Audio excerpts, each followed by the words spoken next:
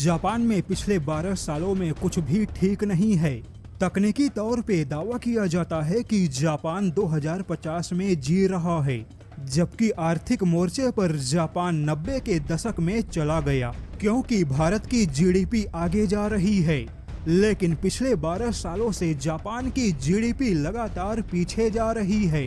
हालांकि टेक्नोलॉजी ही जापान के विकास का मुख्य आधार था, लेकिन जब से भारत जैसे देश भी तकनीकी तौर पे विकसित होने लगे, तब से जापान जैसे देशों के तकनीक की हिस्सेदारी घट गई। वैसे तो भारत और जापान के रिश्ते काफी अच्छे हैं, लेकिन जब से जापान के नए पीएम ने सत्ता संभाली, तब से जापान के अंदर भारत विरोधी कुछ हरकतें होने लगी।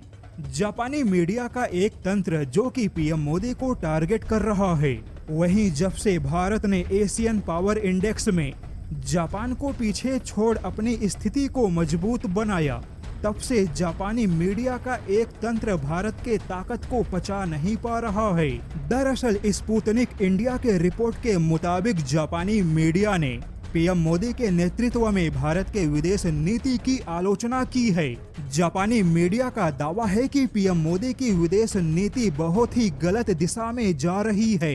भारत अपने गलत विदेश नीति के वजह से दक्षिण एशिया में कोई सार्थक और उपयोगी गठबंधन नहीं बना पाया। यहाँ पर बता दें कि यह काफी हैरान करने वाली बात है कि जब से जापान के नए प्रधानमंत्री शिगेरू इशिबा ने सत्ता संभाली, तभी भारत को क्वाड संगठन का एक कमजोर कड़ी कहा गया, और अब तो जापानी मीडिया पीएम मोदी के विदेश नीतियों की आलोचना कर रही है। यहाँ पर बता दें कि जापान के नए पीएम को इस बात से काफी दिक्कत है कि पीएम मोदी ने रूस के मुद्दे पर अमेरिका की नहीं सुनी और पीएम मोदी ने रूस की आलोचना नहीं की।